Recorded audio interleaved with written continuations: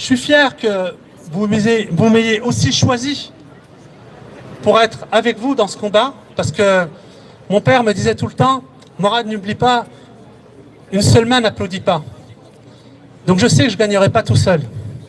Ce n'est pas une question de sauver mes propres enfants, parce que je vais vous dire franchement, j'aurais fini par les faire couler. Mais j'ai tellement vu de détresse, tellement vu d'horreur s'exprimer de manière si bienveillante, si malheureuse.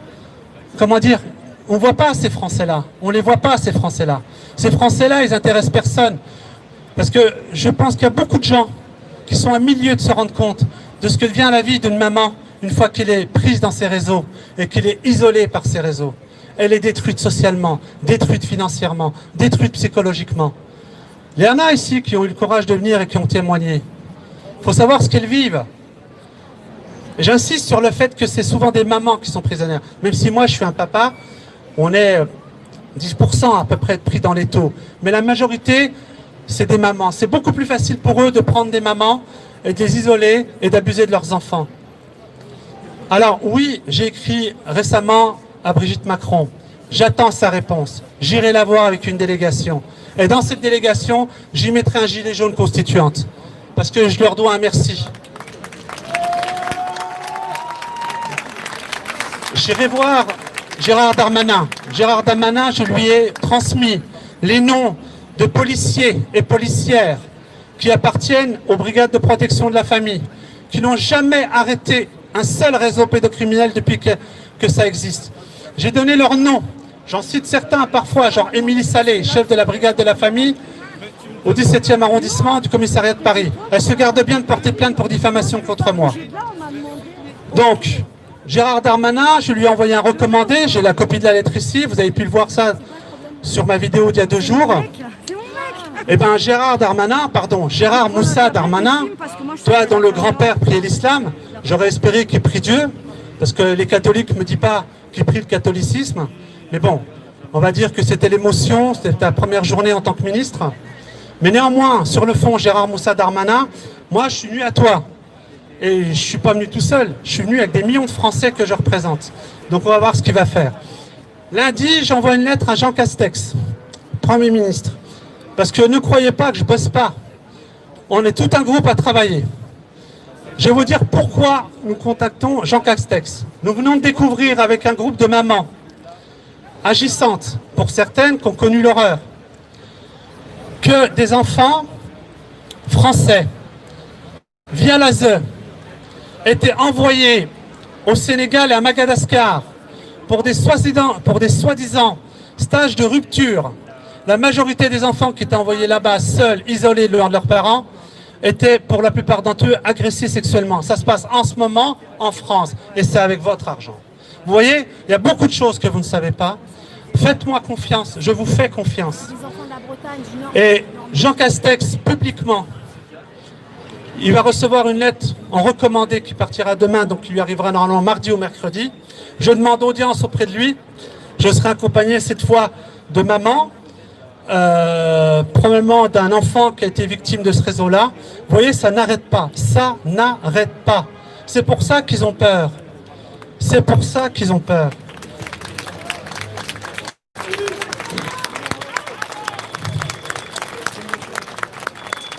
Récemment, effectivement, on m'a évoqué la personnalité de M. Dupond-Moretti.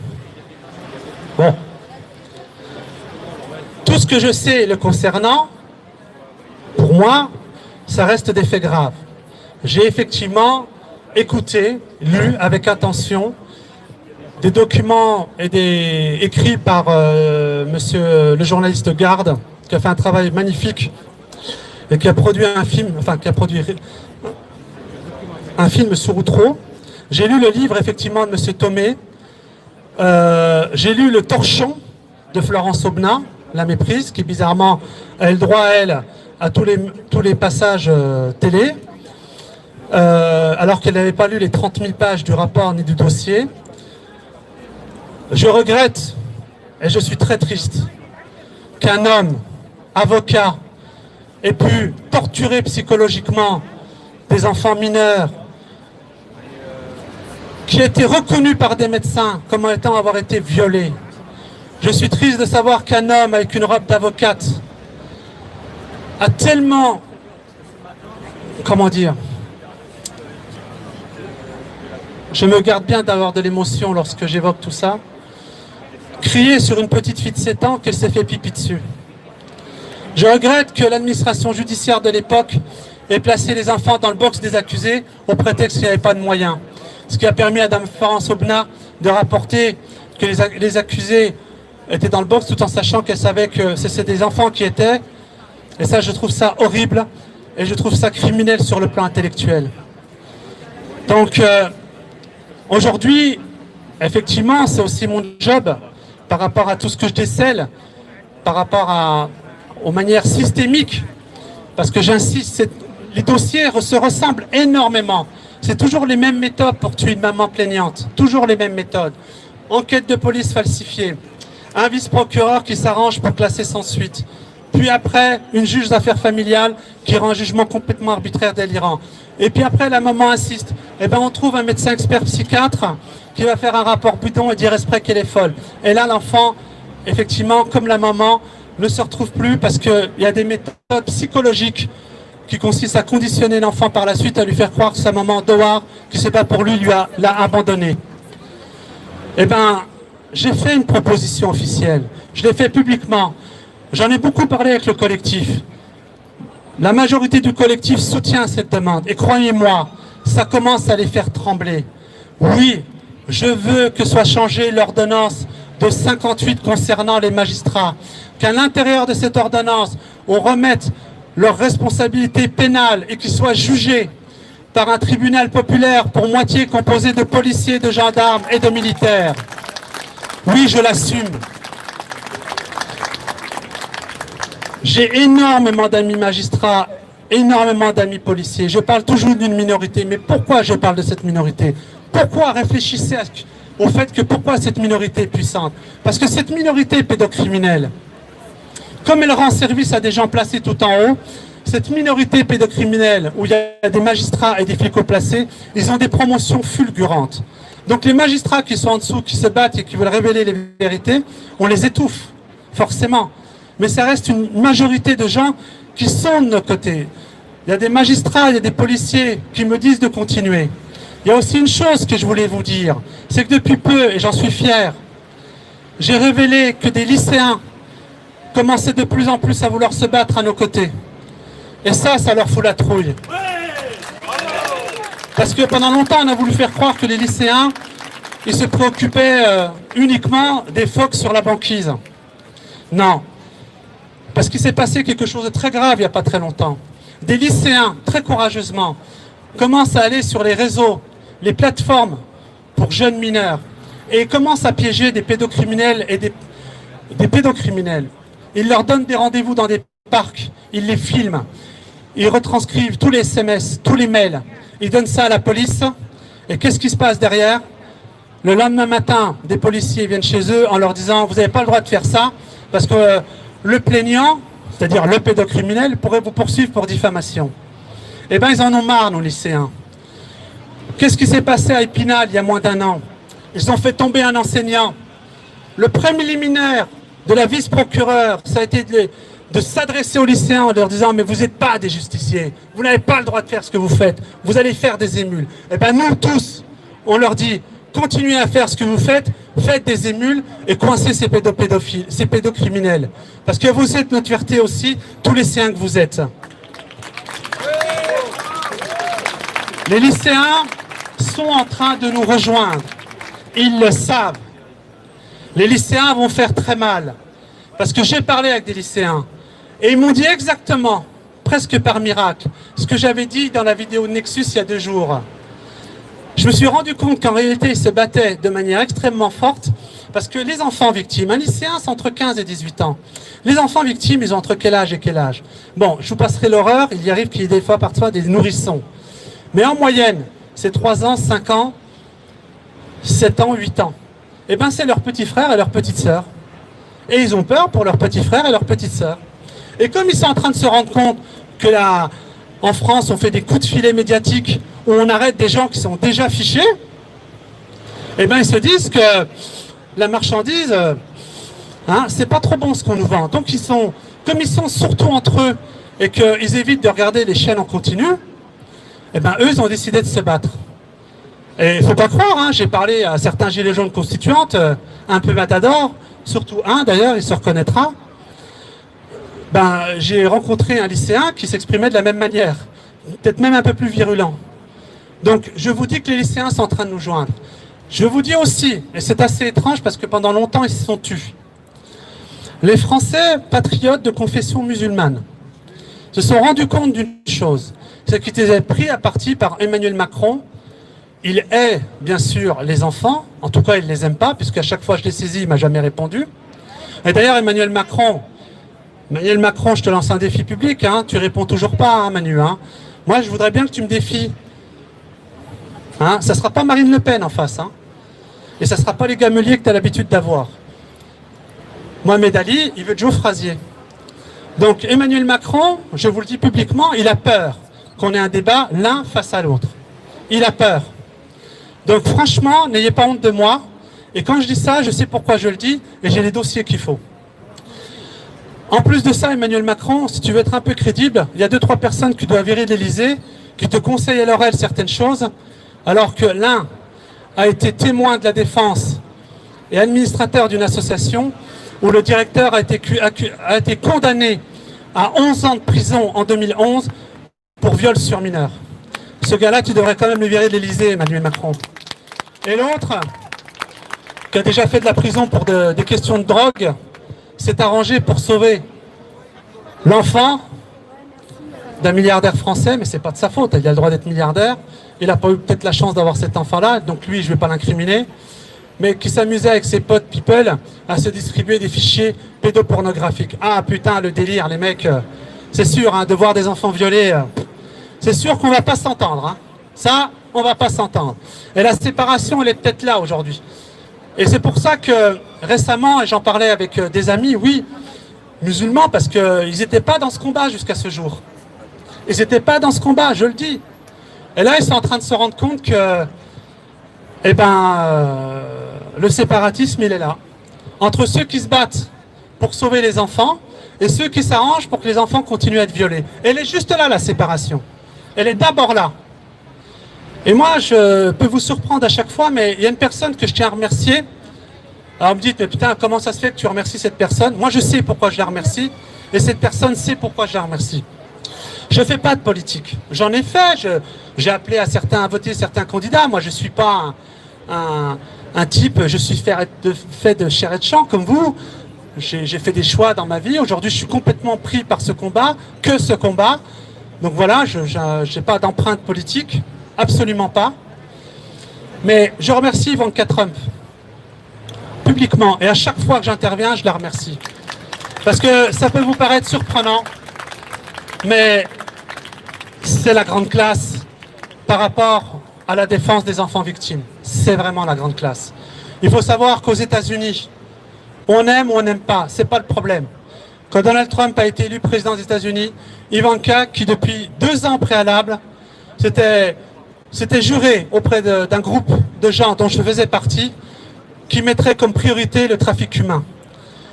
Trump, élu, a signé un décret applicable le lendemain, peu de gens parmi vous le savent, qui a étendu la poursuite des trafics humains jusqu'au bien matériel de ces gens. Et si je vous dis ça, c'est pourquoi?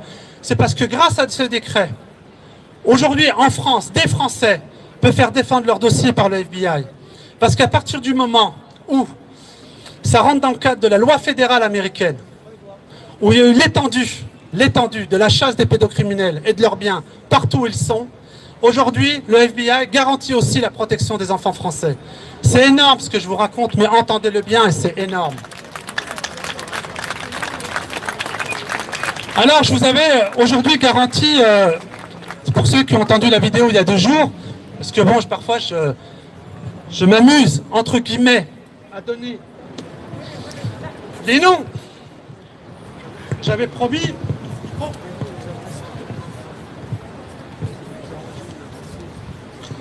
Voilà. Donc, il y a une chose qui se passe à Paris, mais qui se passe probablement ailleurs. Et s'il vous plaît, la moindre personne à qui ça arrive, prenez contact avec moi en urgence, en urgence. Ça, j'insiste, c'est une marque d'un signe pédocriminel, d'un réseau pédocriminel. Si vous avez connaissance qu'un de vos enfants est amené à l'étranger à votre insu, ou qu'une pièce d'identité d'un de vos enfants est changée à votre insu, sans votre signature, ce qui est interdit en France, vous m'alertez de toute urgence. Parce que là, on peut sauver votre enfant dans l'heure. Dans l'heure. Vous entendez? Dans l'heure. Je pourrais, permettez-moi d'aller jusqu'au bout de... Je pourrais sauver votre enfant dans l'heure. Entendez bien ce que je vous dis. Je termine. Est-ce que le message est clair? Si autour de vous, il y a une personne, n'importe qui, une de vos connaissances, dont les enfants sont amenés à l'étranger, où ils ont été victimes d'agressions sexuelles, où ils ont été témoins de partout, ce qui a été le cas de mes enfants, à votre insu, sans vos signatures et que les pièces d'identité sont changées dans les préfectures, vous me prévenez dans l'heure. Entendez-le, dans l'heure. On rendra l'affaire publique. Vous verrez des agents américains et d'autres pays intervenir dans l'heure. On sauvera vos enfants dans l'heure. Pour ça, je m'en porte garant. J'insiste. Et je vais vous dire ce qui se passe à la préfecture de police de Paris. À la préfecture de police de Paris, comme vous le savez, je ferai une digression. Pour le coup, je parlerai de mon affaire, puisque c'est un parallèle concret. Mes enfants, dans une des auditions, mon fils avait 5 ans, il a révélé à 2 policiers qu'il avait été amené en avion en Égypte.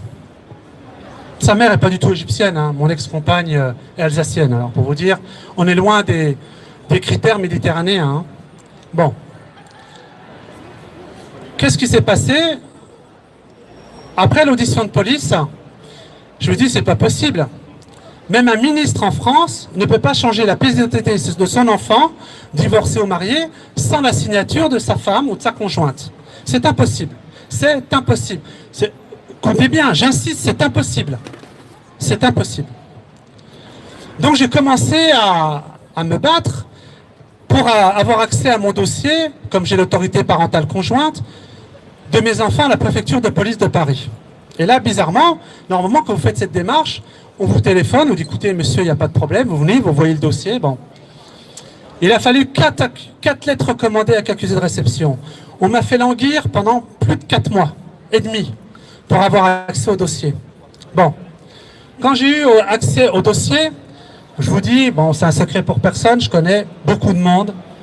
Et c'est pour ça, croyez-moi, soyez fiers, soyez rassurés. Je suis en très bonne santé physique et psychologique. Ils ne m'assassineront pas, ils ne vous assassineront pas. Quand j'ai eu accès au dossier, j'ai découvert que mes enfants avaient eu leur passeport changé, ainsi que leur pièce d'identité, à mon insu, sans ma signature. Et que dans le dossier, il y avait un document qui avait disparu, que, pas de chance pour eux, hein. J'avais copie de ce document. Donc je suis venu avec une chemise dans laquelle j'avais mis ce document. Et je me suis retrouvé en face d'une jeune fille qui s'appelait Justine Verrière, bizarrement qui a été mutée depuis. Et j'ai regardé le dossier en entier, j'ai fait le con, hein, parce qu'on est tous des cons pour eux, hein, on est des naïfs. Hein. Bon. Et puis j'ai dit, mais c'est quand même bizarre, les pièces d'identité de mes enfants ont été changées, comment ça se fait que vous ne m'avez pas averti? C'est interdit. Ah bon, c'est quand même encore très bizarre, c'est que il y avait un document écrit, je crois, que mon ex-compagne avait reçu le 16 septembre 2016, lettre numéro tant, qui disait « Je vous informe que l'état civil du père de l'enfant, M. Morat de la Table, a fait l'objet d'une usurpation d'identité. Ainsi, il est impératif de s'assurer de l'identité de ce dernier. L'attestation ci-jointe doit être dûment remplie et signée par le père, ainsi que la copie de la carte d'identité ou du passeport. » Et là, elle m'a regardé avec des gros yeux, et j'ai ouvert la chemise, et je lui ai montré la lettre qui avait disparu. La première réflexion qu'elle a eue, ça a été de me dire, vous savez quoi? Non mais il faut presque en rire, quoi. Comment ça se fait que vous avez eu cette lettre? J'ai dit, non, madame, comment ça se fait que cette lettre a disparu? Comment ça se fait que des documents au sein de la préfecture de police de Paris disparaissent? Est-ce qu'on est encore en France? Sommes-nous encore dans une démocratie? Comme je le rappelle souvent, si nous sommes encore dans une démocratie, Emmanuel Macron ne finira pas son mandat. Les initiés comprendront ce que je veux dire. Et effectivement, ces 4 fonctionnaires de la préfecture de police de Paris, j'ai saisi le secrétaire général en mail direct et personnel pour lui dire qu'il se passe des choses très graves chez vous. Il a prévenu M. Delpuech, préfet de police de Paris, qui a alerté et signalé tout ça au vice-procureur, qui était à l'époque M. François Bonnecarrère, un homme extrêmement dangereux, qui était en charge de la déradicalisation. J'ai demandé contre lui, je le rends public, une enquête internationale, parce que, au prétexte de la déradicalisation, nous voulons savoir combien d'enfants, parmi ceux qu'il a fait placer arbitrairement, ont été violés, sodomisés, torturés. Et puis s'il n'est pas content, eh ben on se retrouvera tous les deux devant un juge d'instruction. Aujourd'hui, les juges à Créteil refusaient tout jugement de cet homme, au prétexte de mon affaire. Eh bien, il s'est amusé à classer sans suite. Il s'est amusé à ne pas regarder ce qui se passait. Et depuis 4 ans, ça dure. Ce qui aurait dû être réglé en un quart d'heure. Manifestement, un agent pédocriminel déviant de la DGSI, en vrai, ils sont 3, pour ne rien vous cacher, sont intervenus. Mais moi, je vais vous donner publiquement les noms des 4 fonctionnaires de la préfecture de police de Paris qui ont agi dans mon dossier. Bien sûr, je porte plainte contre eux, et j'ai déjà porté plainte pour corruption, complicité de corruption de mineurs, non-assistance à mineurs en danger, disparition et destruction de pièces officielles. Bien sûr, la gravité de ces faits engage la responsabilité de l'État français. Donc ces 4 fonctionnaires de la préfecture de police de Paris se nomment M. Julien Borne-Santoni. On ne vous remettra pas une médaille, hein, M. Borne-Santoni. Hein. Madame O. Rousseau, Madame Verrière et Madame Bouzet-Boudja. Ces 4 personnes qui sont intervenues dans mon dossier devront rendre des comptes prochainement au procureur de Paris qui a été saisi de l'affaire pour des faits extrêmement graves. Vous vous rendez compte d'une chose qui est délirante. On se dit mais ça ne peut pas se passer en France. Maintenant ils arrivent à amener nos enfants à l'étranger, à les torturer, à les rendre témoins de partouze. Les enfants témoignent. Bon, on va dire que l'enfant a menti parce que c'est la norme aujourd'hui. Hein. Ils disent oh mais depuis l'affaire Outreau, mais maintenant on sait que l'affaire Outreau c'est les enfants qui avaient raison.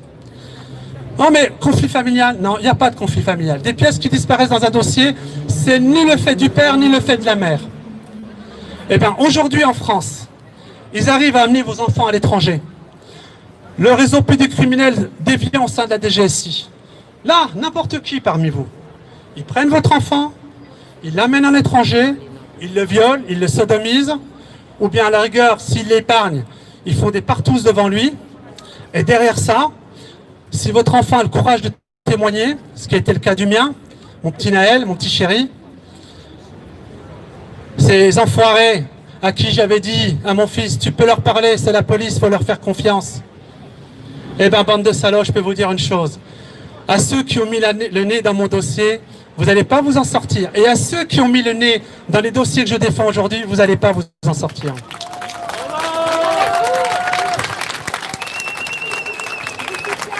Il faut que vous sachiez tous que quand vous avez affaire à un policier, quand vous avez affaire à un policier, quand vous avez affaire à un magistrat, quand vous avez affaire à quelqu'un dont vous subodorez qu'il est susceptible de tricher ou de trahir, renvoyez-lui dans la figure l'article 40 du Code pénal. Je vous donne des éléments de langage. Article 40 du Code pénal. Et d'ailleurs, M. Darmanin sera obligé de me recevoir. Gérard Moussa Darmanin, je te le dis publiquement, dans ma délégation, et je te le dis par avance, il y aura un membre des Gilets jaunes constituantes. Je te le dis, Gérard Moussa Darmanin. Il y aura effectivement, parce que tu seras obligé de me recevoir au nom de l'article 40. Parce que l'article 40 du Code de procédure pénale impose l'obligation pour toute autorité constituée, tout officier public ou fonctionnaire, dans l'exercice de leurs fonctions, de signaler des crimes ou des délits dont ils ont connaissance. Donc vous voyez, c'est vous le rapport de force. Apprenez nos lois. Parce que les gens qui violent nos lois, ce sont des gens qui sont parfois censés les respecter. Rappelez-leur vos droits. J'insiste là-dessus. Nous avons un paquet, un arsenal juridique à notre disposition. Pourquoi, d'après vous, ils me tapent autant dessus? Pourquoi ils veulent me briser? parce qu'avec tout un collectif, on travaille sur la méthode à adopter. Je me fous de savoir si parmi vous, il y a des gens qui ont un passé ou un passif. Ce n'est pas mon problème. Ce que je veux de chacun de vous et de chacune de vous, parce que je puise en vous, c'est cette force dans le combat. Mais ne leur donnez pas les moyens de langage pour nous taper dessus. Pourquoi je veux des manifestations statiques? Parce que regardez, ils sont tellement sympas que c'est eux qui nous protègent. Si un élément extérieur qui vient et qui essaie de perturber la manifestation, nous demanderons aux policiers de nous assurer notre protection. Donc, assurez-nous de faire des manifestations statiques. Il y en aura de plus en plus dans les villes de France. Il y aura de plus en plus de gens qui vont se fédérer autour de nous. Et pour le final, j'insiste sur une chose parce que, bon, voilà. Pour l'article civil ou pénal? C'est un article de procédure pénale, article 40 du procédure pénale. Je réponds à une question. En fait, un petit bonjour du ciel de là où il est à notre ami Jean-Pierre Mocky, qui avec un courage incroyable, à l'époque, il faisait honneur à nos artistes. Voilà, c'est bon parce que c'est un peu à l'italienne, on applaudit les morts. Mais toi, Jean-Pierre, tu es toujours vivant, tu es dans nos cœurs. C'est un des derniers entretiens qu'il a donné à la revue Nexus en 2014. C'est vraiment un numéro à lire. Il y a 6 ans, tout était déjà dit. Et il rappelait, il y a un omerta parce qu'il y a des gens du gouvernement, des juges, qui sont des pédophiles. Il fallait quand même avoir une sacrée paire de couilles pour le dire à l'époque. Hein. Et ça, j'insiste. Alors, moi qui serais... il y a un truc assez délirant, je voudrais conclure là-dessus. Parce qu'il y a des gens qui récemment m'ont dit ouais, mais monsieur Latta, vous comprenez, c'est pas toujours évident de se battre, comment avoir confiance, ça fait des années qu'on se bat. Non mais, je vous réponds franchement, vous croyez pas que ça fait moi aussi des années que je me bats? Ouais, j'arrive là, un cheveu sur la soupe, ça fait 4 ans. 5 ans exactement, mais ça fait 4 ans que je me bats. Ça fait 4 ans que j'en prends plein la gueule. Ce que vous vivez, pour beaucoup d'entre vous, je l'ai vécu. Les décisions arbitraires, les falsifications d'enquête, les pièces qui disparaissent. Moi, je vous comprends. J'arrive pas en costard-cravate à vous dire comment il faut faire. J'ai pas de plan d'ingénierie sociale. Je vous parle avec mon cœur. Je vous parle de bienveillance. Alors certains parmi vous m'ont dit, mais c'est quand même pas facile de les choper, de les faire tomber. Je vous dis, ils ont très peur en ce moment, ils sont au bord de la crête. Moi, je vais vous donner un exemple concret des moyens qu'ont les gens qui nous aident aujourd'hui. Alors, les policiers qui nous filment, je vous fais un petit coucou. Les gens qui sont avec nous, que j'ai convaincus, sont des gens qui ont beaucoup de moyens. Je peux vous assurer que même dans les services secrets français, il y en a beaucoup qui sont écœurés de savoir qu'au sein de la DGSI, il y a une minorité de pédocriminels. Vraiment. Ils n'en sont pas fiers. Alors moi, il s'est passé une chose assez délirante parce que quand vous commencez à être vraiment dans le combat, ils font ce qu'ils font à Stan Mayo, c'est qu'ils essaient de faire ce qu'on appelle de l'accusation inversée. C'est-à-dire qu'à un moment, ils se disent, mais tiens, Morad El Hattab, il se bat contre la pédocriminalité, on va essayer de faire croire que lui, c'est un pédophile. Parce qu'ils n'en ont rien à faire, eux. Hein. Ils sont tellement tarés qu'ils se disent, mais après tout, ça peut marcher. Bon. Et notre ami Stan est en prison, il a pris 4 ans. Et donc, ce qui s'est passé, là, c'est un scénario hollywoodien. En 2017, on met dans ma boîte aux lettres une photo porno de mon ex-compagne. Mettez-vous à ma place. Quelques mois plus tôt, mon fils, dans une audition, avait dit que sa mère avait des déviances. Moi, je le dis en toute vérité, moi, je ne suis pas dans un conflit familial. Moi, je pense qu'elle est tombée dans des mains de mauvaises personnes. Malheureusement pour elle, elle a cru qu'elle pourrait se servir d'eux pour me détruire. Je ne sais pas, pour sorte de vengeance personnelle, j'en sais rien. Mais en tout cas, aujourd'hui, elle est prise au piège de ce réseau. Donc moi, j'ai pas de haine. Moi, tout ce que j'essaie de sauver, c'est mes enfants et vos enfants. J'ai fait un énorme travail spirituel pour ça, hein. Croyez-moi. Donc, j'ai plus de la peine dans quoi elle a été entraînée qu'autre chose. Voilà. Et ça reste la mère de mes enfants. Donc, il y a 3 ans, on m'a mis une photo porno. Bon, j'ai mis du scotch. Hein. Donc pour ceux qui filment, ça ne sera pas censuré par YouTube ou Facebook. Donc on m'a mis une photo pornographique de mon ex-conjointe dans une certaine posture. Hein. Donc vous imaginez, je me réveille un matin, je vais à la boîte aux lettres et je vois ça dans la boîte aux lettres. Ça correspondait à quelque chose d'assez proche de ce qu'avait dit mon petit. Et donc je porte plainte. À l'époque, il y avait 7 personnes qui avaient vu mes enfants lorsque j'étais encore, je les avais en garde une fois tous les 15 jours, la moitié des vacances scolaires.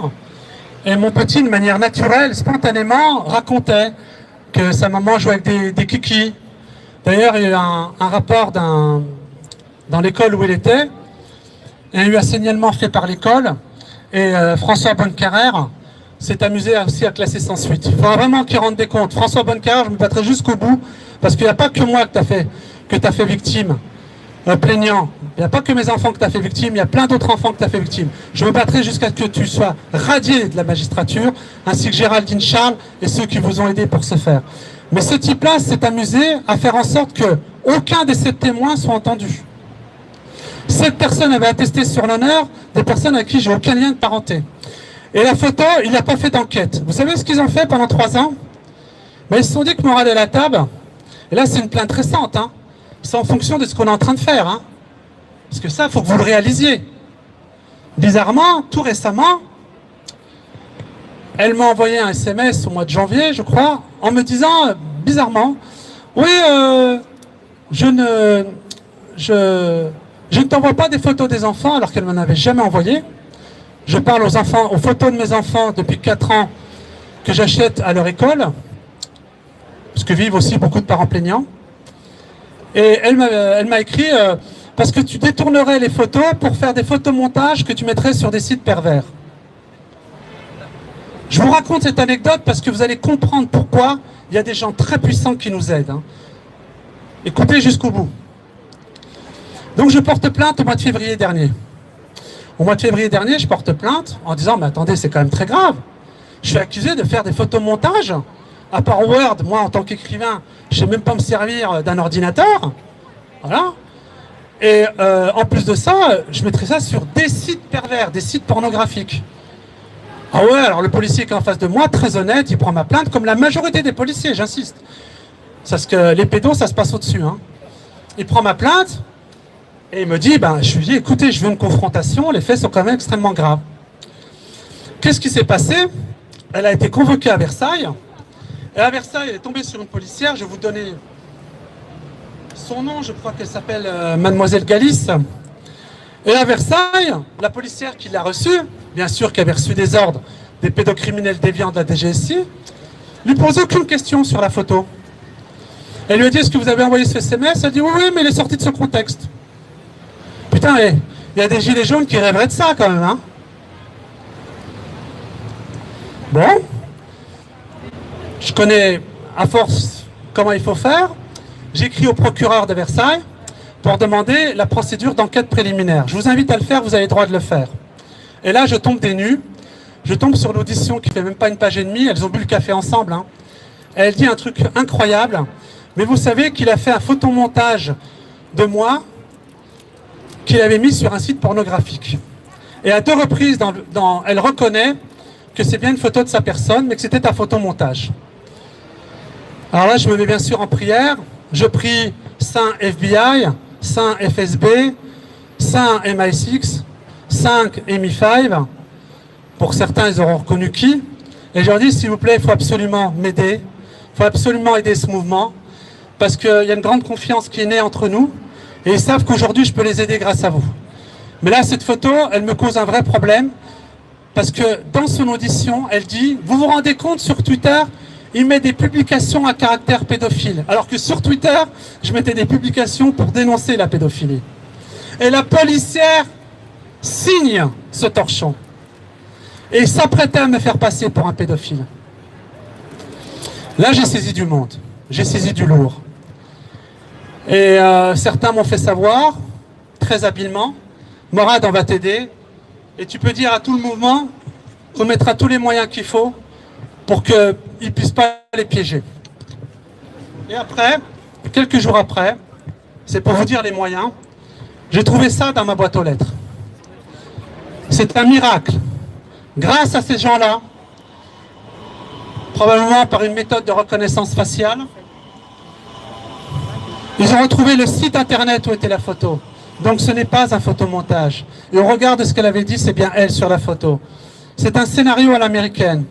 Un innocent, on a voulu me faire croire par un photomontage, au prétexte d'un photomontage, et de ce qu'ils avaient mis dans ma boîte aux lettres, que moi j'étais un pédophile. Maintenant vous connaissez les méthodes de ces gens-là. Mais vous savez aussi qu'aujourd'hui il y a des gens qui les combattent en haut lieu. Des gens qui arrivent à nous faire donner la vérité. Parce qu'il y a 4 commissariats à Paris, le 7e arrondissement, le 8e arrondissement, le 13e arrondissement et le commissariat de Versailles, qui n'ont jamais fait d'enquête, qui n'ont jamais cherché à savoir la réalité de la première photo que je vous ai montrée. Or, s'ils avaient fait leur boulot, s'ils avaient fait une enquête, ils auraient pu éventuellement trouver l'origine de la photographie sur un site porno français, vu plus de 17 000 fois. Vous voyez leur méthode? Vous voyez de quoi ils sont capables? Vous voyez pourquoi je me bats pour vous? Et pourquoi vous n'allez pas avoir peur de moi? Et pour moi? Et pourquoi je suis là? Vous comprenez maintenant pourquoi j'irai jusqu'au bout? Voilà de quoi ils sont capables. Donc il y a des gens qui sont avec nous. Une minute. Il y a des gens qui sont avec nous. Il y a des gens très haut placés qui nous mettront à notre service beaucoup de moyens. Comprenez que ces gens sont dans l'ombre. Il est question de beaucoup de pays étrangers, qu'on en a marre de ce qui se passe en France. J'ai pris récemment la cause d'une jeune fille ukrainienne qui a été violée en France, d'une jeune fille turque. Comme quoi, il y a aussi des enfants d'origine, entre guillemets, étrangère par leurs parents qui se font violer en France. Donc c'est pour ça que maintenons cette cohésion entre nous, maintenons cette bienveillance. On dira plein de saloperies sur les uns et les autres. À la rigueur, on s'en fout. Ne vous préoccupez pas du messager. Préoccupons-nous que du message. Le message, il est un. Les gilets jaunes se sont fait avoir, excusez-moi du peu, sur le fait que on a tellement exposé les messagers qu'on a fait oublier aux Français le message. Qu'était quoi le message? On était en train de paupériser les Français. On était en train de faire en sorte qu'un système effectivement subversif faisait en sorte que dans un pays riche comme la France, il y ait de plus en plus de pauvres. J'en sais quelque chose, j'ai écrit 6 livres là-dessus. Donc, aujourd'hui, restons solidaires. Il y a la pédosphère qui va se mettre en marche. Ils ont peur que leur nom sorte. Et je vous donnerai un dernier exemple. Il y a actuellement des candidats à la présidentielle. Il y en a un en l'occurrence à qui je vais poser une question publiquement. Publiquement. Parmi les candidats à la présidentielle, le nom qui ressort le plus souvent en ce moment comme étant celui qui prendrait la tête des Républicains face à Emmanuel Macron, mais moi je vais vous dire une chose, à toutes, si nous restons en démocratie, réfléchissez bien à cette phrase, si nous restons en démocratie, Emmanuel Macron ne finira pas son mandat. Voilà, c'est une prédiction. Autre chose, ça ne sera pas Marine Le Pen contre Emmanuel Macron. Les Français n'en veulent pas et les médias qu'ils arrêtent de l'imposer. Par contre, parmi les candidats qu'on nous annonce, il y a un dénommé Xavier Bertrand. Vous dites, putain, Xavier Bertrand, là, tous les jours vous le voyez à la télé en ce moment, oh, c'est éventuellement un des futurs candidats contre eux. Alors moi je pose une question publiquement à Xavier Bertrand, je l'accuse de rien. Mais il y a un proche de Xavier Bertrand qui est mêlé à l'affaire Epstein. Et c'est un monsieur qui s'appelle Jean-Paul Mulot, M-U-L-O-T. Il était représentant de la région Hauts-de-France à Londres. Monsieur Jean-Paul Mulot, pour se défendre, a déclaré au Daily Nord, parce qu'on lui a posé la question, comment ça se fait que vous êtes dans les carnets d'Epstein? Qu'est-ce qu'il a dit, monsieur Jean-Paul Mulot, pour sa défense? C'était en 2019.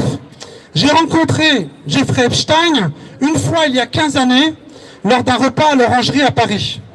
Il était affreusement mal élevé et odieux avec les serveurs. Il a crié sur un serveur « Chicken, chicken ». Je suis resté une trentaine de minutes. Ce que je dis, je ne peux pas être poursuivi par diffamation, c'est sourcé, c'est sur Internet. Alors moi, je pose une question. Comment ça se fait? Pourquoi Jeffrey Epstein avait au moins 6 numéros de téléphone de monsieur Jean-Paul Mulot et de son épouse dans son carnet. Un type qui raconte qu'il l'a vu qu'une fois, il y a 15 ans. Oh, d'accord, je veux bien. Mais comment ça se fait que Epstein, il a 6 numéros de portable qui correspondent à ta personne, à ceux de ta femme? Et puis il y a aussi une chose qui est très intéressante, c'est qu'à côté d'un des numéros de téléphone sur les carnets, il y avait, je crois, le digicode de leur château de Puisieux qui figurait dans le carnet. Alors, monsieur Xavier Bertrand, moi je vous pose la question publiquement. Vous dites que vous voulez être candidat pour la France et représentant les Français. Comment ça se fait que vous avez choisi ce monsieur qui était dans les carnets d'Epstein et qui était des représentants français dont Epstein avait le plus grand nombre de numéros de portable et qui dit l'avoir vu qu'une seule fois il y a 15 ans? Alors, je veux bien qu'on nous prenne pour des imbéciles, mais là c'est un peu énorme. Donc vous voyez ce qui est en train de se passer, les ramifications. Comment en France on est en train de nous exposer un éventuel candidat. Xavier Bertrand doit s'expliquer sur cette relation. Monsieur Mulot, je l'invite très fortement à traverser l'océan, à aller voir les agents du FBI et leur dire toute la vérité, car je pense que son espérance de vie risque d'être très courte. C'est pourquoi, je vous le dis encore une fois, notre combat, pourquoi il est puissant? Aujourd'hui, il est international. Notre combat est international. Entendez-le bien. À chaque fois que vous verrez une maman plaignante française, comprenez une chose, c'est que à travers le monde, il y a des gens qui sont prêts à les défendre et à les sauver. Je vais en conclure, simplement pour dire aussi merci à des mamans plaignantes avec qui j'ai travaillé récemment sur 2-3 dossiers. Sabrina Bourré, bien sûr, Nadine Plestan, et tant d'autres, Célia, Mounia, certaines dont j'ai pas forcément envie de citer leur nom parce que ils ont des dossiers en cours, donc on ne va pas leur porter atteinte dans le cadre de leur procédure. Mais sachez une chose, ce serait mon message définitif. Moi, je vous aime, je me battrai jusqu'au bout, et je suis riche de votre bienveillance à mon endroit. J'ai des défauts comme tout le monde, mais c'est un défaut que je n'ai pas, c'est de ne pas tricher. Et avec vous, j'irai jusqu'au bout. Merci.